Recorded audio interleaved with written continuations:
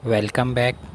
मैं अंश मल्होत्रा और आज जो मैं वीडियो लेके आया हूँ उसका टॉपिक है कि जो यील्ड कर्व होता है, बॉन्ड यील्ड कर्व होता है, वो क्या इंडिकेट करता है एक हमारी इकोनॉमिक सिचुएशन के बारे में। ये टॉपिक है वीडियो का। इसमें कुछ बॉन्ड्स के बेसिक्स समझेंगे, कुछ कूपन रेट और यील्ड कर्व क्या दर्शाता है, उसके बाद हम 4 टाइप के हम देखेंगे यील्ड कर्व और वो क्या इंडिकेट करते हैं इकोनॉमी के बारे में, सबसे इम्पॉर्टेंट चीज़। तो चलिए शुरू करते हैं। पहला जो स्लाइड है वो जनरली यू अगर आपको पता है तो आप आगे स्किप कर सकते हैं, लेकिन बेसिक बॉन्ड होता क्या है और उसकी कुछ कैरेक्टरिस्टिक्स, कुछ उससे रिलेटेड इम्पोर्टेंट टर्म्स। तो सबसे पहले है कि बॉन्ड क्या है।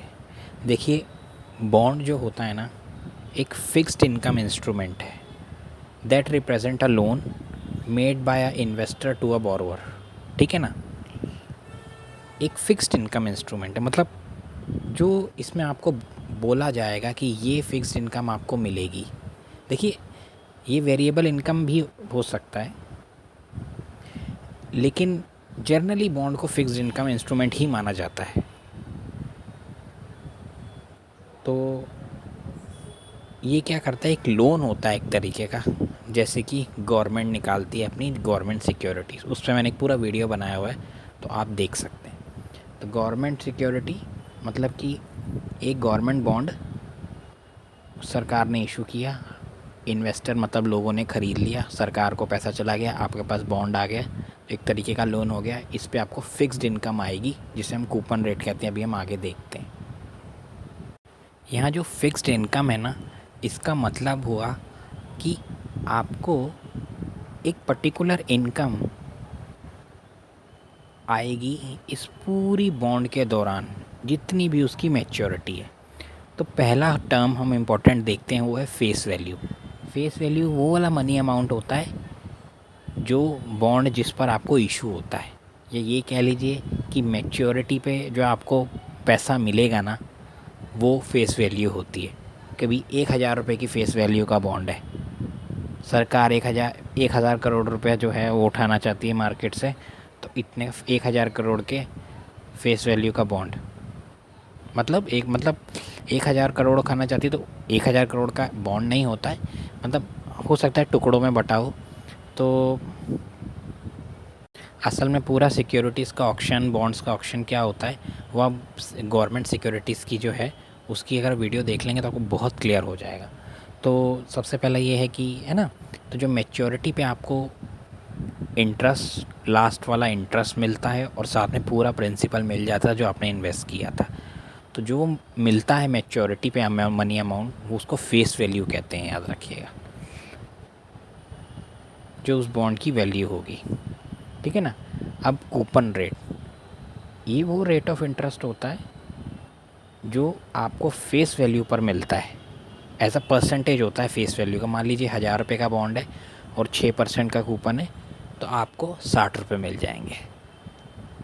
एनुअली भी मिलते हैं, कई बार हाफ ईयरली मिलते हैं, वो मैटर करेगा। लेकिन ये कूपन रेट होता है, रेट ऑफ इंटरेस्ट, ये जनरली फ़िक्स होता है, लेकिन ये चेंज भी हो सकता है। फिर उसमें क्या होता है कि मान लीजिए अगर गवर्नमेंट सिक्योरिटीज़ हैं, तो हर 1 साल में या हर 6 महीने में वो डिसाइड करती है क्या कूपन रेट होना चाहिए, उस हिसाब से आगे चलता है। जनरली ये फ़िक्स होता है। ठीक है ना। मान लीजिए 1,000 रुपये का बॉन्ड हुआ, उस पर लिखा हुआ है जी 6% का आपको मिलेगी कूपन रेट हर साल, तो 60 रुपये आपको कूपन रेट मिलेगा। जो जितने का कैलकुलेट हुआ है वो फेस वैल्यू, जितना परसेंट हुआ जो मिलेगा पीरियडिकली, मतलब कुछ समय के बाद पर्टिकुलरली मिलता जाएगा कूपन रेट। अब इशू प्राइस, ये होता है कि जिस पे बॉन्ड इशू किया जाता है या जो इन्वेस्टर पे करता है किसी बॉन्ड के लिए। देखिए, ये फेस वैल्यू के सेम भी हो सकता है और अलग भी हो सकता है, depending upon the characteristic of a issue. मतलब इशू प्राइस फेस वैल्यू से हायर भी हो सकता है। 1,000 रुपये का है तो हो सकता है कि वो 1,200 रुपये में इशू हो, या हो सकता है वो 800 रुपये में भी इशू हो। ठीक है। गवर्नमेंट सिक्योरिटीज़ जनरली डिस्काउंट में इशू होती है, मतलब फेस वैल्यू 1,000 की होगी और उसको हम जीरो कूपन बॉन्ड कहते हैं। मतलब जिसमें आपको पीरियडिकली पेमेंट नहीं मिलेगी, उसमें क्या होगा, 1000 का बॉन्ड होगा, 800 रुपये में आपको मिल जाएगा, डिस्काउंट में मिल जाएगा आपको। और फिर क्या होगा कि जो 200 रुपये होगा ना, ये आपकी जो है फेस वैल्यू होगी। और ज़ीरो कूपन बॉन्ड में आपको मेच्योरिटी में मान लीजिए 10 साल का, तो 10 साल बाद ये आपको पूरी पेमेंट, जो पूरा ये जो 200 रुपये है, पूरा 1000 रुपये जो है आपको मिल जाएगा आपकी मेच्योरिटी पे। ये होता है ज़ीरो कूपन बॉन्ड। तो गवर्नमेंट सिक्योरिटीज़ कई बार इस पे इशू करी जाती हैं। अगर जो बॉन्ड है वो इशू किया गया है हायर देन फेस वैल्यू पे, तो उसको प्रीमियम कहेंगे, कि बॉन्ड प्रीमियम पे ख़रीदा गया है, याद रखिएगा। अगर वो फेस वैल्यू से लोअर पे है, इशू किया हो गया है, इन्वेस्टर ने जो पे किया है वो उसकी फेस वैल्यू से लो पे किया है, तो मतलब डिस्काउंट पे ख़रीदा गया है। और अगर बिल्कुल सेम फेस वैल्यू पे ख़रीदा तो एट पार ख़रीदा है, हम ऐसे कहते हैं एट पार बॉन्ड ख़रीदा है। प्लीज़ इसको आप ज़रूर याद रखिएगा। जनरली क्या होता है कि जब बॉन्ड इशू हो जाता है ना, उसके बाद सेकेंडरी मार्केट होती है, उसमें प्राइस चेंज होता है बॉन्ड का, तो वहाँ पर जो इन्वेस्टर देता है वो इशू प्राइस होता है। कई बार ऑक्शन के समय ही फेस वैल्यू से ऊपर जा सकता है या नीचे जा सकता है। तो आप बहुत ध्यान रखिएगा। मैं आपको जनरली प्लीज़ सजेस्ट करूँगा कि गवर्नमेंट सिक्योरिटीज़ वाला अगर आप टाइम निकाल के वीडियो देख सकते हो, आई बटन पे मैं दे दूँगा, है, तो आप देख लीजिएगा। तो प्लीज़ इसको याद रखिएगा, जो इशू प्राइस क्या होता है, जो इन्वेस्टर इसी बॉन्ड के लिए पे करता है, एक्चुअल रिटर्न एक्चुअल पे जो वो पे करता है। जो बॉन्ड पर लिखा हुआ है वो फेस वैल्यू होती है। और सिक्योर्ड अनसिक्योर्ड तो आपको पता ही होगा। अनसिक्योर्ड जनरली डिबेंचर्स होते हैं, कंपनीज जो इशू करती हैं। और दूसरा होता है कई बॉन्ड के पीछे कुछ स्पेसिफिक एसेट दिए जाते हैं ताकि लोगों का जो है उस पर फेथ बना रहे, तो उनको फिर तो है। और अगर वो नहीं कोई कंपनी दे पाती तो वो उसको बेच के देगी, तो उसे सिक्योर्ड बॉन्ड कहेंगे।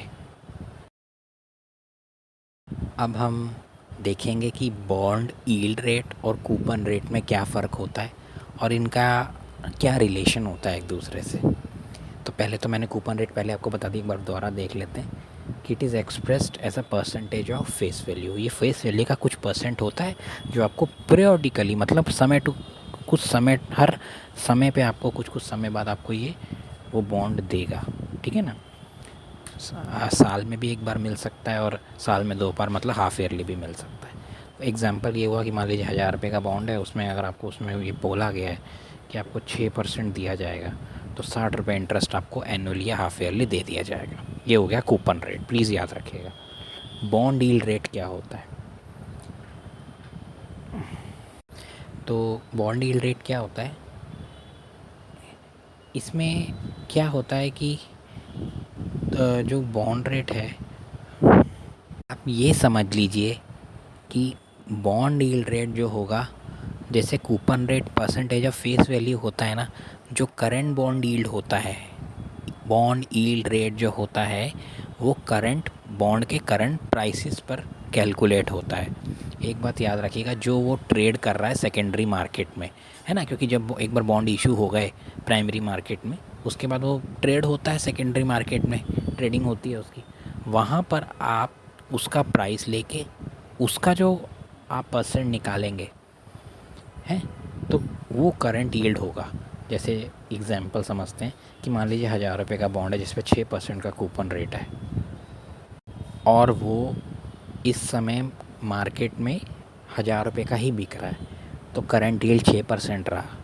लेकिन हो सकता है कि भाई बॉन्ड का प्राइस आपको पता ही है, आए दिन आप न्यूज़पेपर में पढ़ते हैं कि बॉन्ड का प्राइस ऊपर हो गया, बॉन्ड का प्राइस नीचे हो गया, फ्लक्चुएट तो होता ही है। तो ये पॉसिबल है कि बॉन्ड जो है इससे कम या ज़्यादा हो जाए, बिल्कुल हो सकता है 1000 रुपये से कम भी मिल रहा हो इस समय मार्केट में, ज़्यादा ट्रेड कर रहा हो या कम पे ट्रेड कर रहा हो।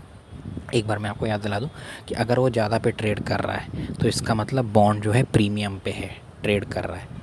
अब अगर कोई बंदा इस समय ख़रीदता है तो उसको प्रीमियम पे ख़रीदना पड़ेगा, क्योंकि उसको फेस वैल्यू से ज़्यादा पे देना पड़ेगा।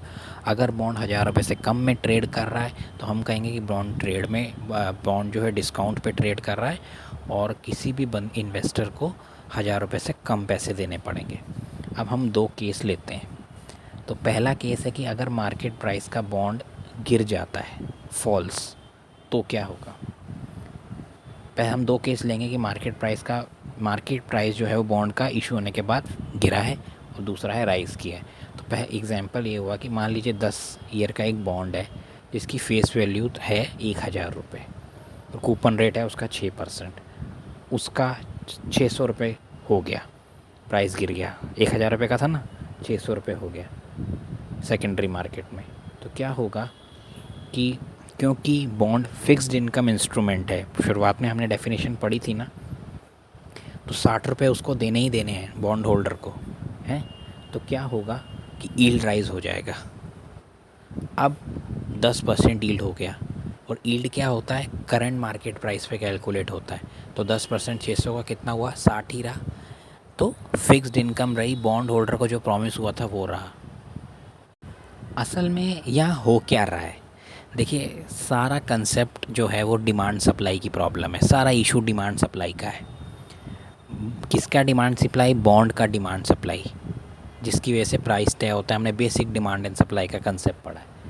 क्या हो रहा है कि मान लीजिए यही बॉन्ड जो 1,000 रुपये की 10 साल वाली जो बॉन्ड है, सरकार का बॉन्ड है।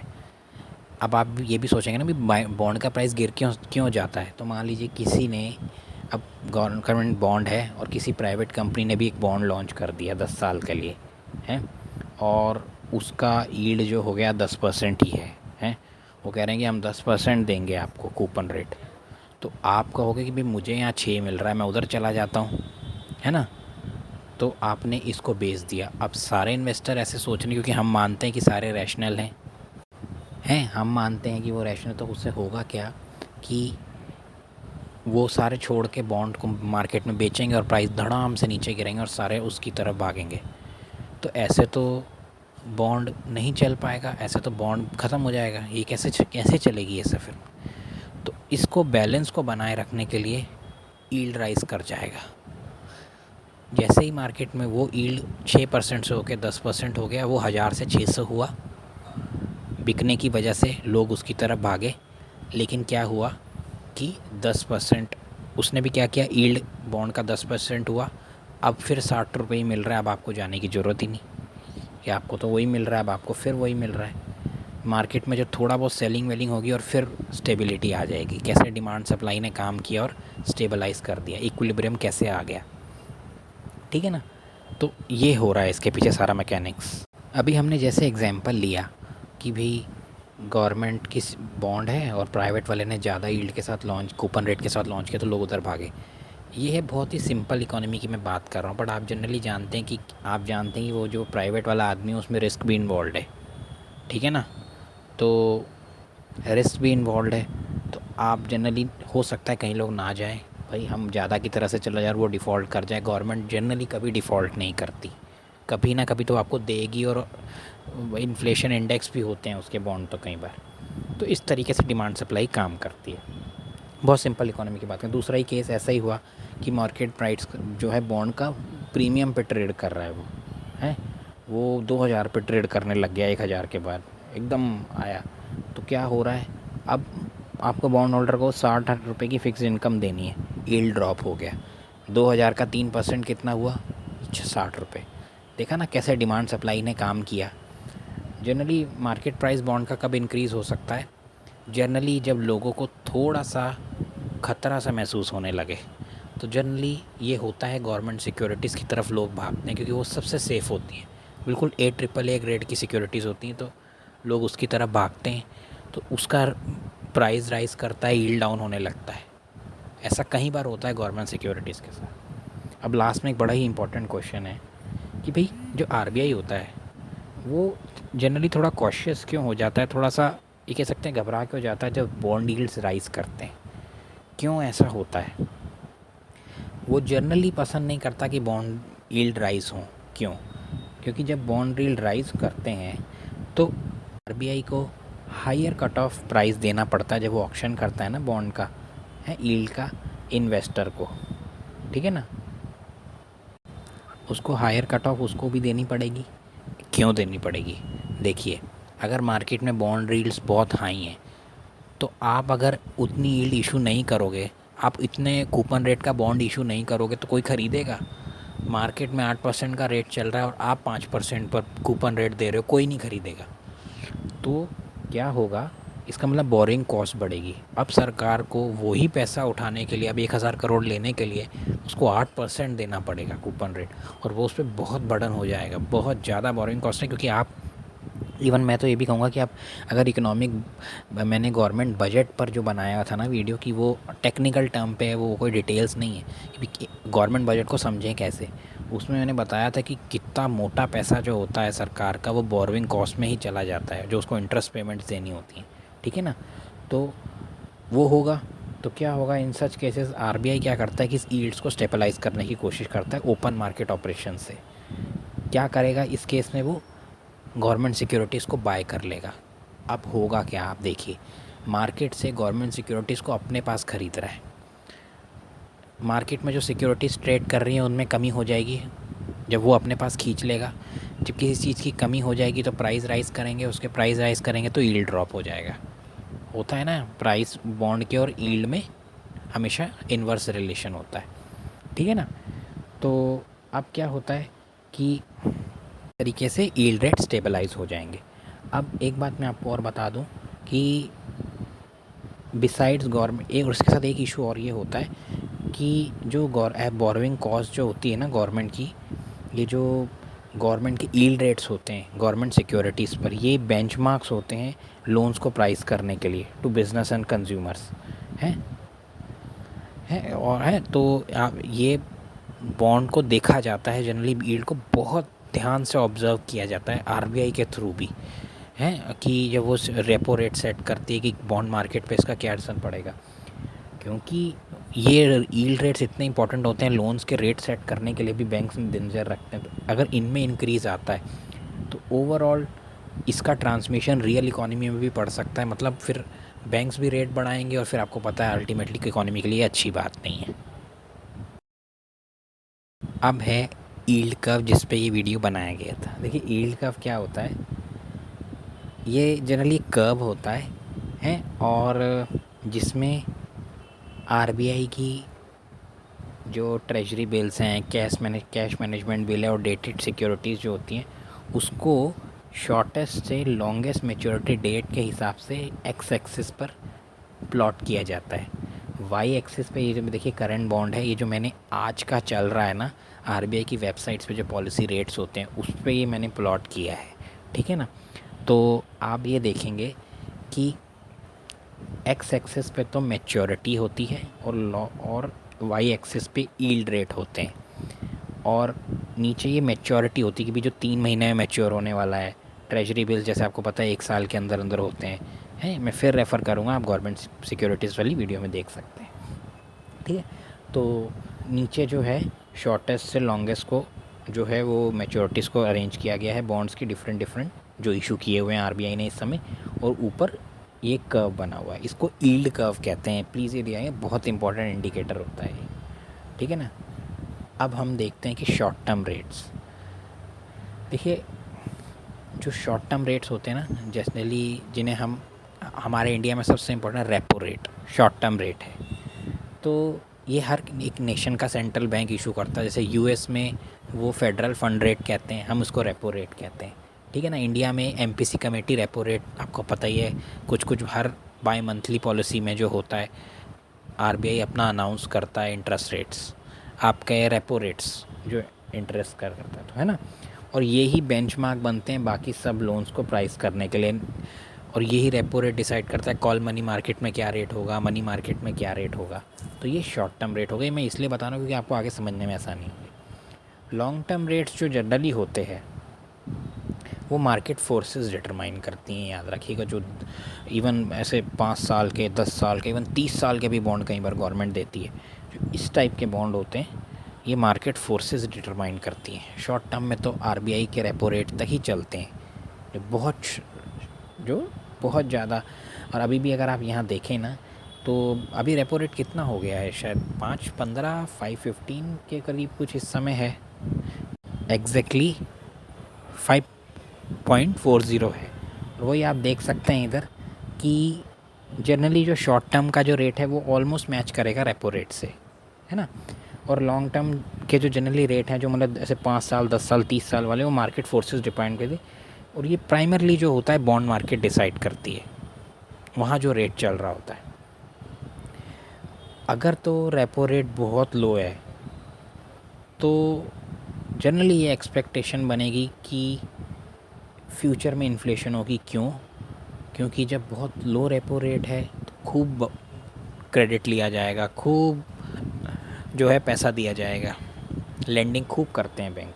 रेपो रेट लो है, उन्हें पता है उन्हें आरबीआई से कम रेट में मिलेगा, तो इसलिए वो भी आगे से कम देते हैं। और अब तो एक्सटर्नल बेंचमार्किंग जब से होने लगी है कि रेपो रेट पे लोग डिसाइड करते हैं, है ना, के हिसाब से लोग डिसाइड करते हैं हर जो बैंक हैं, तो ये और भी अब अच्छा ट्रांसमिशन होने लगा है। तो लॉन्ग टर्म रेट भी क्या करेंगे इनको कंपनसेट करने के लिए, क्योंकि वो ये देख रहे हैं कि रेपो रेट लो है, फ्यूचर में एक्सपेक्टेशन है इन्फ्लेशन की होगी, तो वो ये चीज़ अभी ही अकाउंट करके चलेंगे और वो कंपनसेशन मांगेंगे जनरली इन्वेस्टर्स की, भाई परचेसिंग पावर में हमारा फ्यूचर में ड्रॉप होगा, इसलिए हमको हाई यील्ड रेट चाहिए।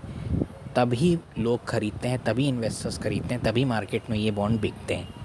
ये एक नॉर्मल पोजीशन है, ये एक नॉर्मल यील्ड कर्व है।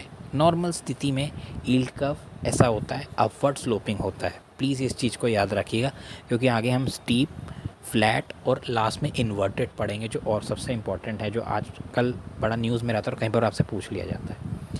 तो देखिए यहाँ पे एक बड़े कैपिटल लेटर्स में लाइव लिखिए, the best use of the yield curve is to get a sense of the economy.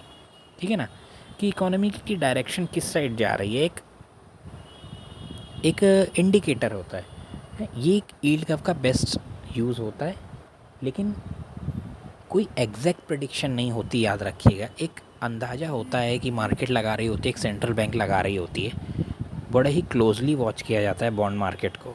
ठीक है ना, तो ये एक इंडिकेशन है कि इकोनॉमी की डायरेक्शन क्या है, हमेशा याद रखिए, कोई एग्जैक्ट प्रेडिक्शन नहीं होती है। अच्छा, अब एक बार हम ये देख लेते हैं कि the slope of the yield curve हमें ये टेल्स अस कि how the bond market expect कर रही है किसी भी शॉर्ट टर्म इंटरेस्ट रेट को फ्यूचर में, बेस्ड ऑन जो बॉन्ड के ट्रेडर है उनकी एक्सपेक्टेशन क्या है इकोनॉमिक एक्टिविटी और इन्फ्लेशन को लेके। जनरली स्लोप ये दिखाएगा आपको कि भाई लोग जो बॉन्ड होल्डर हैं, बॉन्ड मार्केट में जो ट्रेडर्स हैं, या जनरली पब्लिक है, क्या एक्सपेक्ट कर रही है फ्यूचर में एक इन इंटरेस्ट रेट को मूव करना है। आज जो करंट चल रहा है ना, लोग क्या परसीव कर रहे हैं फ्यूचर के बारे में, यही बॉन्ड कर्व, यील्ड कर्व आपको दिखाते हैं जनरली। आता है स्टीप यील्ड कर्व और फ्लैट यील्ड कर्व, दो टाइप के। देखिए स्टीप यील्ड कर्व भी नॉर्मल यील्ड कर्व ही है, लेकिन क्या होता है कि थोड़ा सा स्लोप इसका ज़्यादा होता है, मतलब ये थोड़ा सा इसका जो एंगल होता है वो थोड़ा सा ज़्यादा होता है।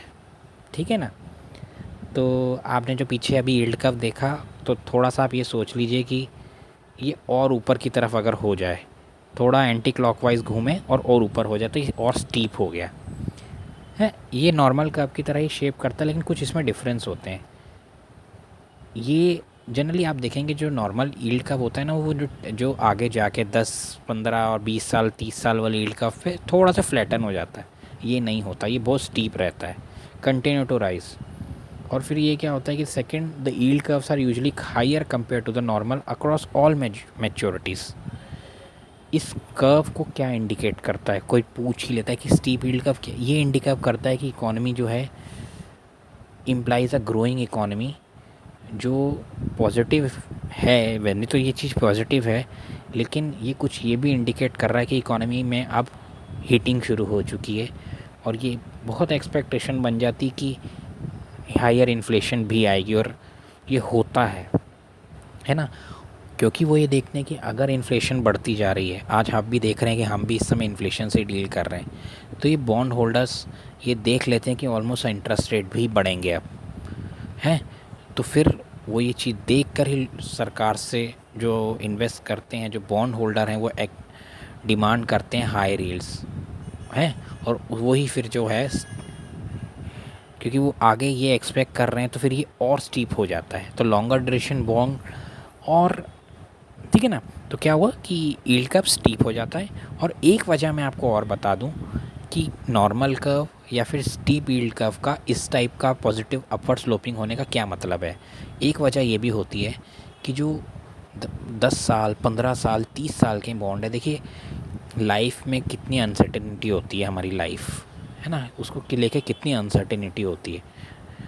तो 30 साल के बॉन्ड को ख़रीदने के लिए आपको हायर यील्ड तो देना पड़ेगा, थोड़ा रिस्क प्रीमियम तो आपको देना पड़ेगा उसको, क्योंकि वो तभी खरीदेगा। क्योंकि यार वो कहेगा कि यार 30 साल का कौन सोचे, पता नहीं क्या होगा। तो अगर वो आपको चाहते हो कि वो ख़रीदे तो फिर उसको आपको कूपन रेट ज़्यादा देना पड़ेगा। तो ये भी एक वजह होती है कि अपवर्ड स्लोपिंग जो होता है, कर्व क्यों होता है, ठीक है ना। तो एक तो हमने वजह देख ली कि भी हो सकता है कि हायर एक्सपेक्टेशन हो इन्फ्लेशन की वजह से, इकॉनमी बहुत हीट हो रही है तो लोग जनरली एक्सेप्ट करेंगे इन्फ्लेशन हाई होगा तो इंटरेस्ट रेट भी हाई होंगे, हैं। तो लेंडर्स जो हैं वो ये डिमांड करेंगे कि उनको हाई यील्ड दी जाए ताकि जो उनकी परचेजिंग पावर है वो कम ना हो। ये एक रीज़न हो गया यील्ड कर्व का अपवर्ड स्लोपिंग होना। और दूसरा ये हो गया कि जो लॉन्गर टर्म बॉन्ड है, क्योंकि वो रिस्की होते हैं, बहुत चांसेस हैं कि पता नहीं 30 साल में ऐसी कोई सिचुएशन बने और हमारा पैसा डूब जाए। खासकर तो ये प्राइवेट के साथ तो हो गई। So expected yield generally higher होंगे, ठीक है ना। ये तो हो गई। अब हम देखते हैं फ्लैट यील्ड का। इसको हम यील्ड कर्व भी कहा जाता है।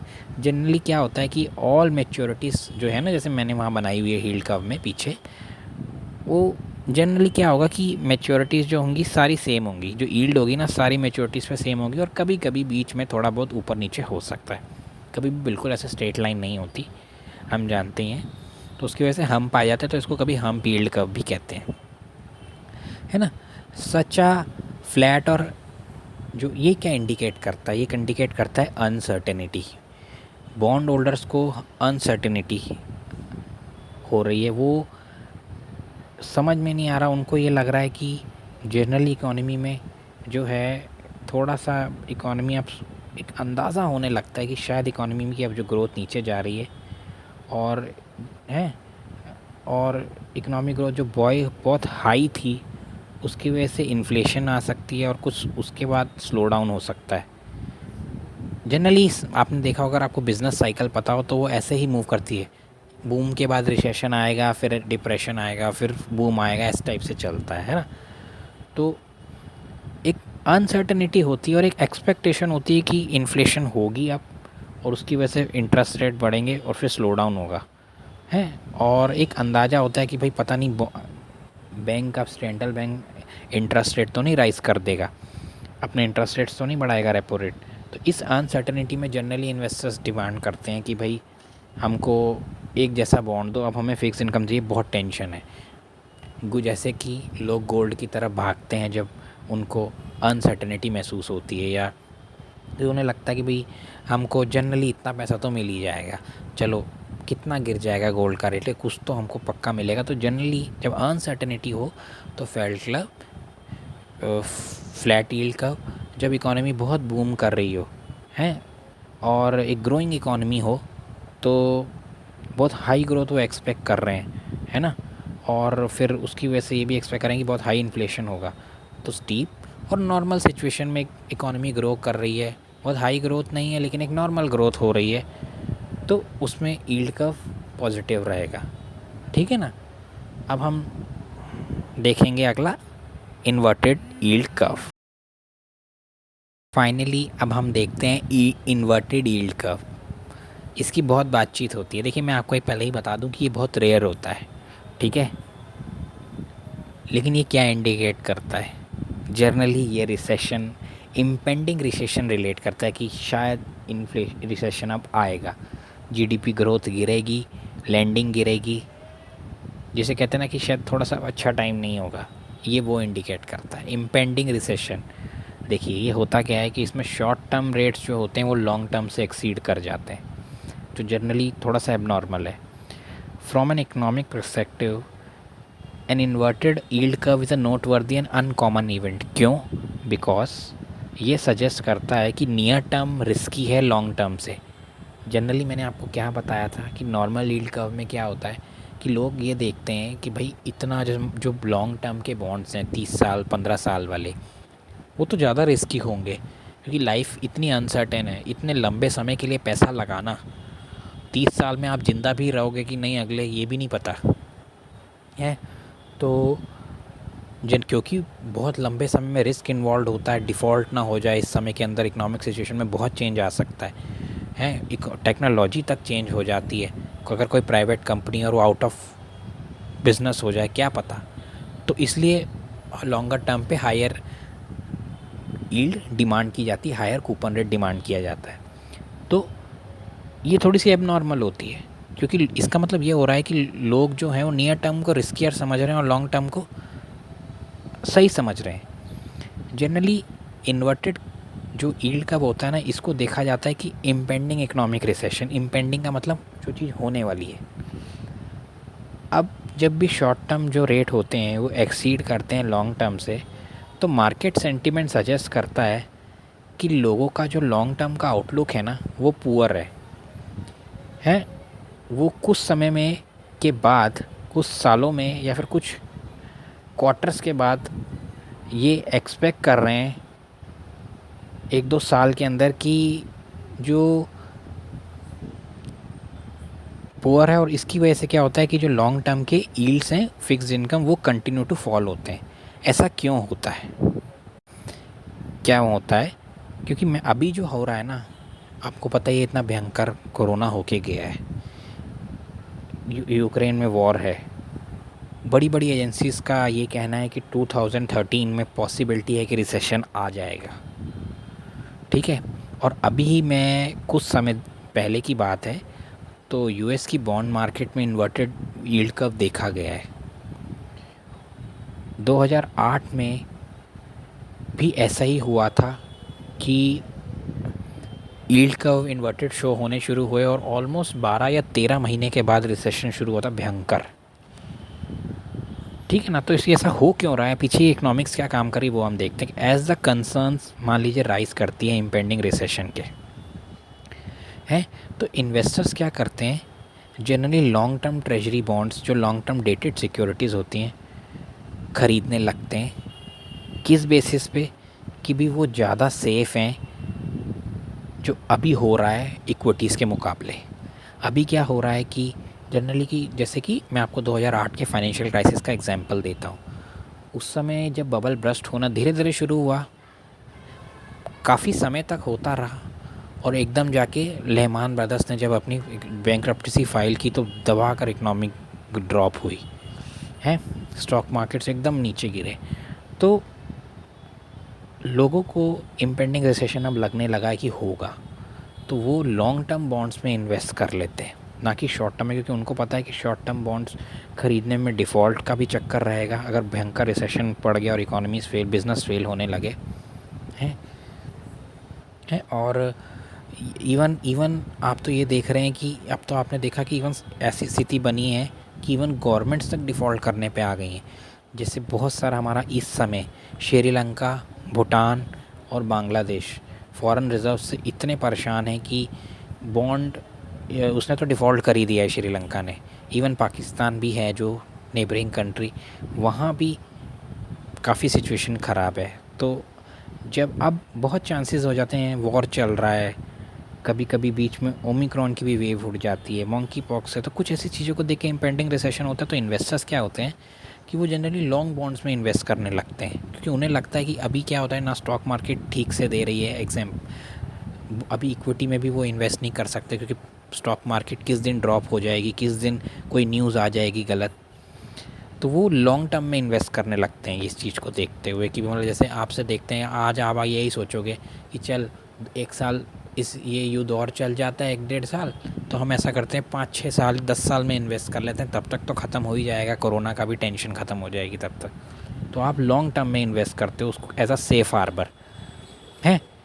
तो वो क्या करता है, आपको आपकी कैपिटल को भी बचा लेता है, और फिर आपको ये लगता है कि भाई कल को मान लीजिए, और एक चीज़ और लिखिए, have the potential for appreciation, मतलब आप ये एक्सपेक्ट कर रहे हो कि मेरी कैपिटल भी बची रहेगी, और जैसे जैसे आगे और यील्ड गिरता है लॉन्ग टर्म का, तो यील्ड गिरेगा तो मेरे बॉन्ड की प्राइस गिरेगी, तो मेरी एप्रिसिएशन भी होगी। आप ये एक्सपेक्ट करते हो। ये जैसे ही इकॉनमी करने लगती है, जब सारे ये लोग सोचने लगते हैं इस तरीके से, तो जब लॉन्ग मैच्योरिटीज़ की तरफ मुड़ने लगते हैं, तो क्या होता है कि आप देखते हैं कि शॉर्ट टर्म के जो रेट्स हैं, जो जो शॉर्ट टर्म के रेट से भी नीचे लॉन्ग टर्म की मैच्योरिटीज़ के रेट गिरने लगते हैं और इन्वर्टेड यील्ड कर्व आता है। तो अब आपको मोटा मोटा समझ में आ गया कि क्योंकि वो एक इम्पेंडिंग रिसेशन को देख रहे हैं कुछ समय के अंदर, तो वो लॉन्ग टर्म में इन्वेस्ट करते हैं एज अ सेल्फ हार्बर, क्योंकि वो अभी ना इक्विटी में इन्वेस्ट करना चाहते हैं, ना स्टॉक मार्केट सीख से दे रही है उनको, है, और अपनी कैपिटल को भी प्रिजर्व कर लेंगे। और अगर और यील्ड ऐसे ही गिरता रहा है तो उनकी, क्योंकि बॉन्ड जैसे यील्ड और गिरेगा तो मार्केट में बॉन्ड प्रीमियम पे चला जाएगा, आपको पता ही है, पीछे हमने पढ़ा, तो फिर वो उसको बेच के अपने अप्रिसिएशन को कमा भी सकते हैं। मान लीजिए 1 लाख कम बेच दिया हो, बॉन्ड हो गए 1.5 लाख के, फ़ायदा यहाँ देख रहे हैं ना इन्वर्टेड कर्व को देखते हुए जब लोग इन्वेस्ट करेंगे तो इसीलिए क्या होता है कि शॉर्ट टर्म से भी नीचे जो हैं वो गिर जाते हैं यील्ड और इन्वर्टेड कर्व बन जाता है। देखिए मैं आपको एक बात और बता दूं कि हमेशा यील्ड कर्व ये नहीं बताएगा कि हर समय ये मत सोचिए एकदम से यील्ड को अब रिसेशन आ जाएगा। ये एक इंडिकेशन है। बहुत रिसर्चेस ने ये कहा है कि जब ये हुआ है तो बहुत सारे मैं कह सकता हूँ कि जितनी बार भी ये हुआ है उसमें से कई बारों में जो ऐसा हुआ है कि वो रिसेशन बाद में इकोनॉमी में आया है। एग्जैक्ट प्रेडिक्शन नहीं है लेकिन एक बहुत अच्छा इंडिकेशन है। तो फाइनली ये मेरे को बताना था। अगर आपको कोई कमी लगे तो प्लीज़ पॉइंट आउट करिएगा कमेंट सेक्शन में। वीडियो को शेयर ज़रूर करिएगा, अगर किसी और के काम आ सकती है लाइक भी कर दीजिएगा, और अगर चैनल सब्सक्राइब नहीं किया तो ऐसे और वीडियोस के लिए चैनल को ज़रूर सब्सक्राइब कीजिएगा। Thank you and have a nice day.